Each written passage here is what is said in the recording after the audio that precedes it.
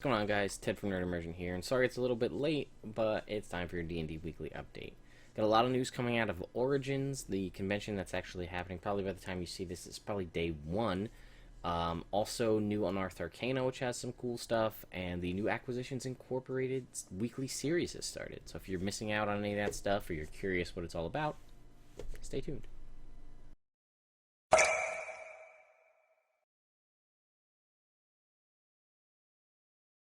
So, let's jump right in.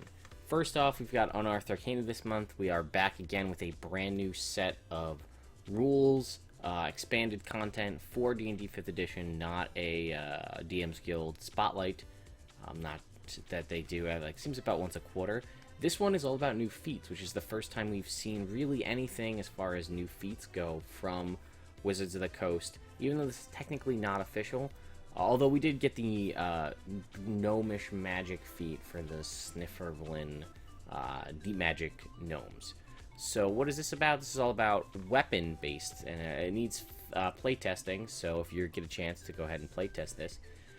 It's really interesting because they tell you what the feat is, and then why they like it or why they don't like it. So up front here, it's a lot of info about what the problem is with feats and how they're hard to balance. First one here is Warhammer Master. Kind of like we have Great Weapon Master, Polearm Master, Sharpshooter. This is kind of focusing in. So this one was plus strength, saving throw. Whenever you hit with a Warhammer, strength saving throw will be knocked prone. In addition, you can use a Warhammer to knock away a foe's shield. If a creature hit that's using a shield, you have an attack deal.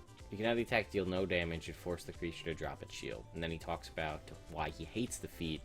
And then the feats are actually pretty solid. I like them. They kind of made a different one that kind of combined Hand Axe, Battle Axe, Great Axe, Warhammer, and Maul into a feat called Fell-Handed. When you make an attack with one of those weapons, you get a +1 on the attack roll. When you have advantage on a melee attack roll, you make to hit with a weapon, and hit, you can knock the target prone if the lower of the two d20 rolls also hits the target. Whenever you have disadvantage on a melee attack roll, you can make with the weapon, the target takes bludgeoning damage equal to your strength mod if the attack misses, but the higher of the two attack rolls would have hit. And lastly, if you use the help action to aid an ally's melee attack while you're wielding the weapon, you can knock the target's shield aside momentarily. In addition to the ally gaining advantage on the attack roll, the ally gets a +2 weapon if the target's using a shield. So they kind of reworked that. So rather than you knocking their shield out of their hands, you're helping them and giving your ally advantage and a +2 because you're kind of battering their shield away. And then again, why he likes this feat. Next up, we have Blade Mastery, which is long sword, short sword, scimitar, rapier, and great sword.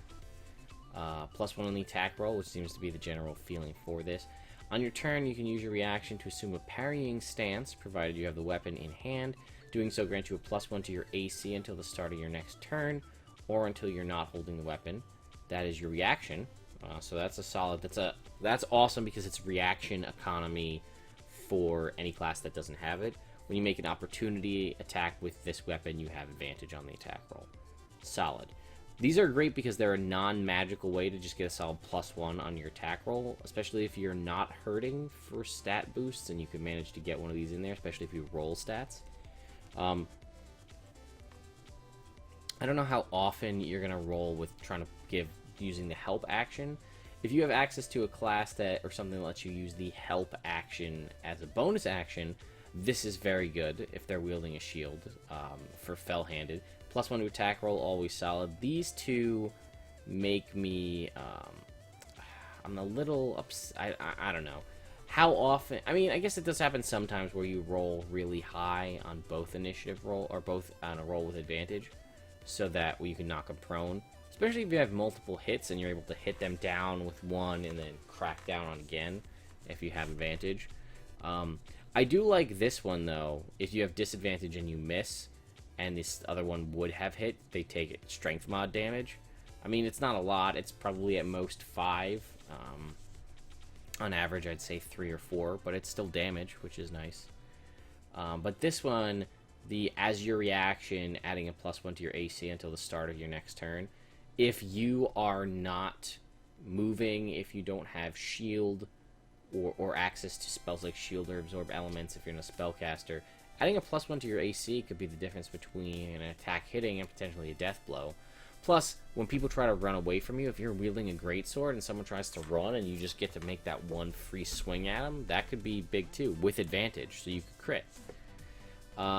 Flail Mastery, this is a more specific item one. When you're wielding a flail, you get +1 on the attack roll. As a bonus action on your turn, you can prepare yourself to extend your flail to sweep over target shields. Until the end of this turn, your attack roll with the flail gains a +2 bonus against any target using a shield. And, that kind of makes sense traditionally, as if you have a shield, the flail comes, over the top and hits them. Kind of similar to what we saw in that Warhammer Mastery thing up front. And when you hit it with an opportunity attack using a flail, they must succeed on a strength saving throw or be knocked prone. Honestly, that in and of itself makes me almost kind of want to design a character based around using a flail, because I think it'd be really cool to take that feat. It also, these feats, I think, give you a reason to build a character to a specific weapon, which is a cool concept. The only problem being finding a magic weapon over time that allows you to use this. Like if you're a flail master and you find a badass battle axe, well, it kind of sucks. And Spearmaster might be my all-time favorite. +1 to attack rolls with a spear. The damage goes up from a d6 to a d8 if you're wielding it one-handed, or a d8 to a d10 if you're using it versatile like the spears to stab. You can choose to set your spear to receive a charge. As a bonus action, choose a creature you can see that is at least 20 feet away from you. If that creature moves within your spear's reach on its next turn, you can make a melee attack against it with your spear as a reaction. If the attack hits, the target takes d8 piercing damage, or a d10 if you're wielding it with two hands. You can't use this ability if the creature used to disengage before moving. And as a bonus action on your turn, you can increase the reach with the spear for 5 feet for the rest of that turn. So you get 10-foot reach with your spear. Solid. And they also did tool-based feats, which is something cool where you can get access to a tool proficiency, and it gives you some bonuses. Alchemist. Increase your intelligence score by 1. You gain proficiency in alchemist supplies. If you're already proficient with them, you double your proficiency bonus to checks you make with them. As an action, you can identify one potion within 5 feet as if you've tasted it. And in a short rest, you can temporarily increase the potency of any healing potion of any rarity. To use this benefit, you must have the alchemist potion with you, or alchemist supplies with you, and the potion must be within reach. If the potion is drunk no more than an hour after the short rest ends, the creature drinking the potion can forego rolling and just get max HP. So if you have a superior healing potion, which is normally 8d4 plus 8, you're just healing 40 HP. So that's solid. Burglar gives you a +1 to your dex and proficiency in thieves' tools if you're proficient at stacks. They didn't add a lot here because dex or lockpicks are a useful item that go a long way in and of themselves, whereas alchemy supplies might not do a whole lot. But to be able to get proficiency in thieves' tools and a +1 to your dex, or expertise in thieves' tools and a +1 to your dex, is solid. I really like Gorman. This is probably one of my favorites because it adds to your constitution, which there's not a lot of feats that do that. You have proficiency with cook's tools. You double your proficiency if you already are proficient. You can expect drink or plate within 5 feet to determine whether it's poisoned, provided you can see and smell it. During a long rest, you can prepare and serve a meal that helps you and your allies recover from the rigors of adventuring. The meal serves up to 6 people, and each person who eats it regains 2 additional hit dice at the end of a long rest. In addition, those who partake of the meal have advantage on Constitution saving throws against disease for the next 24 hours. Not the most situationally useful. I guess I'm sorry, it is... Oh, I'm sorry. Yeah. It is situationally useful, but I just like the idea of taking cooking tools proficiency. And lastly is Master of Disguise. +1 to your charisma, proficiency in disguise kit, or double if you already have it. And after 8 hours of observing a creature, you can craft a disguise to mimic them, making it, using your disguise kit. You must make checks on disguise yourself as normal, but you can just assume the disguise as an action. Really cool feats. I'd love to see more like this become officially canonical in a future expansion, but or some sort of source book, but we'll see. Dungeons and Dragons, again, as I mentioned at the beginning, is going to be at Origins, which is starting on the 15th of June, which as of right now is tomorrow, to the 19th. The D&D Open is there. There's this chance to design this super crazy mega dungeon. They're going to be previewing Storm King's Thunder, Tyrants, Lords of the Underdark, or Tyrants of the Underdark, the new D&D board game will be there. Curse of Strahd, you can sign up to fight against Strahd, and then there's the Barley's Brewing Company, an Epic Thirst or Conquer a Giant Burger. Barley has what you need. Don't miss out on D&D themed menu and a few other surprise goodies. Also, our crack staff will be wandering around. What sort of treasures will you find in the +5 D&D swag bag of awesome? Bring your D&D coupon for the Origins coupon book and find out. I can't believe that this snuck up on me again. I'm going to Origins next year. You heard it here first. I want to see this. It's only in Ohio. It's not that far. I want to go check it out. It seems like I should, being such a big D&D fan.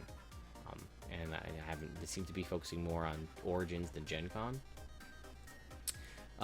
PAX tickets are on sale. They're actually all sold out. Never mind. But Acquisitions Incorporated is going to be there to play their game on Sunday, so check that out. Again, here's the information for Origins. All the links will be in the description if you guys are curious about this. Acquisitions Inc. Episode 1, the series that's kind of leading up to the Storm Giants Thunder. It is live. You can see it.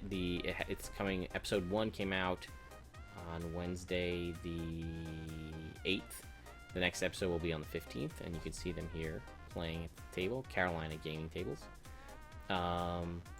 And that's that. And then John August and Craig Mazin are on the D&D podcast talking all about tips for writing scripts and things like that regarding designing adventures and things like that. But that's basically it, guys. Big news with the Unearthed Arcana. I may be taking one of these feats in 1 or 2 of my campaigns if the opportunity arises. If I don't have a good option for a feat or a stat that I would like to boost, if I'm able to acquire magic items of some kind, we shall see. But anyway, you can click right up here to watch Know Your Role. I want to try to get your guys' feedback. I was splitting the episodes where we take a break halfway through into 2 parts. I decided to flip it back to the old way and just release it as one whole block episode. What do you guys like better? Do you prefer 2-ish hour episodes or one like 4-hour block? Let me know. But this one, you can see right up here, they are rescuing Sister Gabriel, a priestess of Timora. But the big thing that happens in this whole episode is I, as a DM, have to go on a date with one of my players. Jake, who plays Theron, who has been transformed into a lady, goes on a date with another lady, and I have to play her, and we have to have a date. So it's always fun to watch the DM go on a date with one of the male players. So you can click right up here to watch that. Here in the middle is the Kickstarter Spotlight. I did this one this week on Mood and Weather Dice by Studio 66. If you want to add additional raid with randomly determined weather or moods of your NPCs, you can check this out. Also, you should check out their website because they have really cool other dice they've done in the past. And my DM's Guild Spotlight down the bottom is on the 5th edition player cheat sheet. This is just a quick reference guide for all players out there to just show you important information on things you should know or would be good to have a quick reference guide to. I mean, the DM has a screen where they get to see everything that they need to have quick references. Why shouldn't you have a sheet that allows you to do the same? Anyway, guys, if you like this video or any of the other videos that I've had going on, I've been trying to get into more, doing more streaming of other games, not just D&D. But to follow YouTube stuff, you can click down here to subscribe to the channel. I hope you have a great week. If you're at Origins, message me on Twitter, tweet me, and let me know what it's like, how things are going, and how's your experiences. I'm very curious as I've never been. But anyway, guys, have a great week, and I'll see you next time.